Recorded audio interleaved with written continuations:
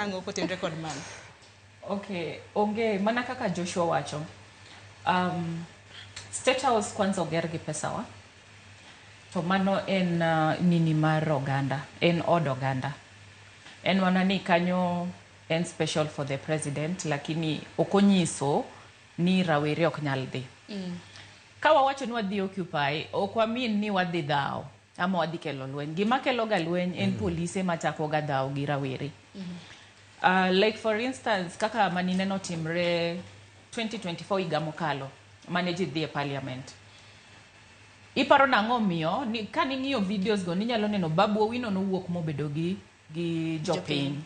Nineno kuma jopiny nogoe onge. And gima ne ji dwaro, ne gidwa mana ni olos kodgi. Loso kodwa no gima wadwaro. To ginok gidwar. Meaning ni, gintiere gi hidden agenda ama ok gidwa winjo. Jopiny sani chalo kaka nyithindo, wan gi nyithinde udi. To nyathi konyisi ni mama, nyuka ni liet. Okichinda kikete dhoge. Dong nyaka idhi kaw kikombe moro mikete sufria mondo ikue ekimiye. Mane gima timre gi Gen Z. Giywak ne Ruto bedo ni ene jatend jopiny mondo los gi jogen leaders gi mondo winjwa. Iwinjo?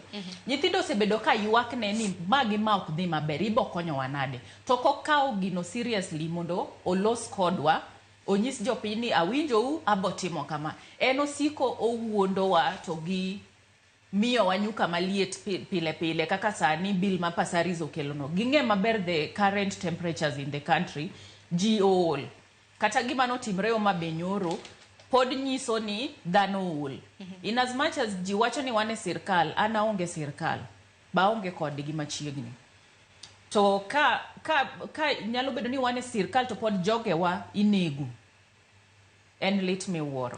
Nikech penjo mabende oganda nyalo na penjore ni bende mae sama nowinjore mar chwalo bill makamano kaluwore kod political temperature man